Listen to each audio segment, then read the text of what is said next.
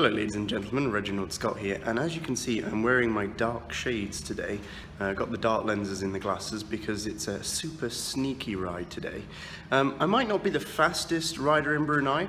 Actually, that's a definite fact. I'm not the fastest, I'm not the strongest, but I am pretty sneaky, and today I'm going to try and get myself into the top 10 on 2 Strava sections, hopefully in the number 1 spot on at least one of those sections. And I've worked out a cunning plan to be able to do this. So wish me luck, and I'll show you my results later, and then I'll tell you the secret of how to get into the top 10 on Strava, and maybe even the number 1 spot. So I'll see you later. Wish me luck.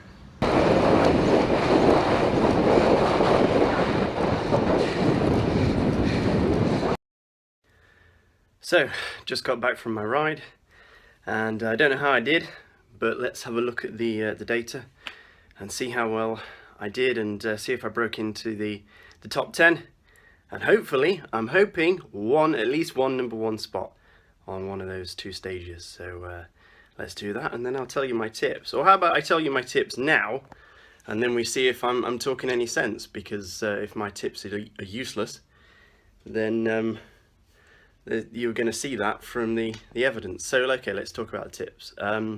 Number 1, what I did was I picked 2 Strava segments in my local area that people very rarely do. So a lot of Strava segments you'll find are on club runs, so places or commutes where people regularly cycle every day, and you know, they do them so often that the chances of you getting to the top are literally nil, because so many people are doing them and they're doing them so regularly. So if it's a club run, you're going to be against an entire club of cyclists. You've got to be faster than everyone in the club, even on their good days, and they're going to be smashing it.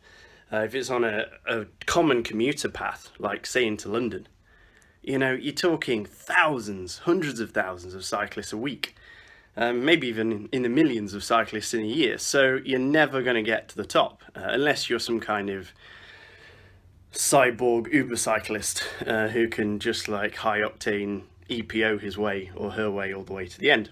Having said that, of course, got to pick your right time of day. So once you've picked a Strava segment that says off the beaten track, that maybe somebody made and forgot about, somebody put one together and then they just, you know, never did it again. They did one half-hearted try and then like left it, and people come across it only by accident. Find that segment, go do that segment. Once you've done that, pick the right time of day. Now, I actually didn't follow my own advice today. I picked sort of just after morning rush hour, or still during morning rush hour. So there was a lot of cars on the road for me today.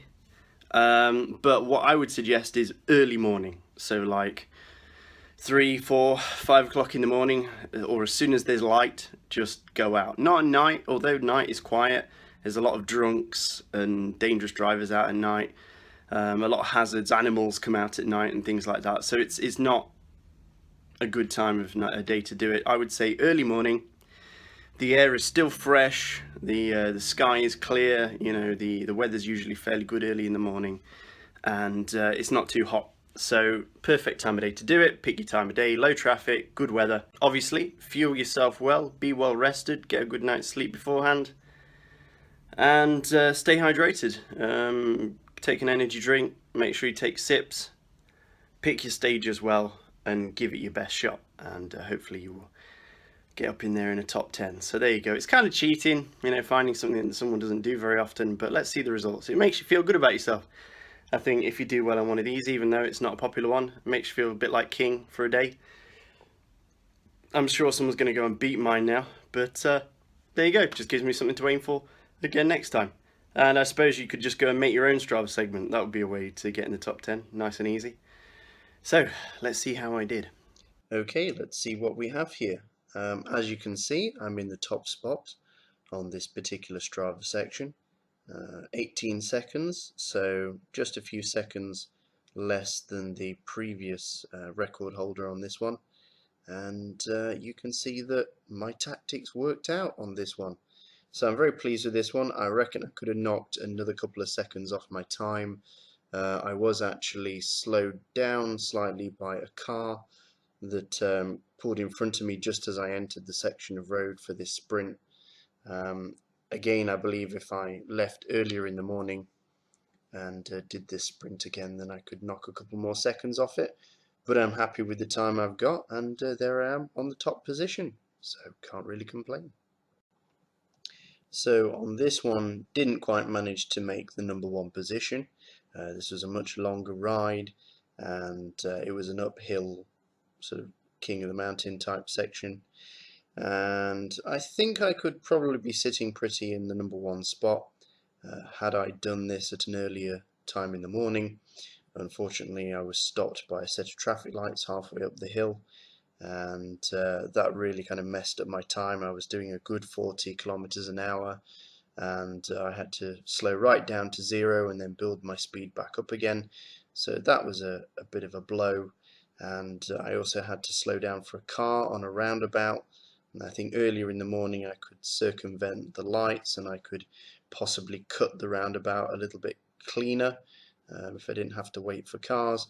And there was also some rumble strips or paint on the hill on the way up, and there was a way to avoid that by cycling up the middle of the road, but unfortunately there was a car behind me at the time, and it would have been dangerous for me to do that.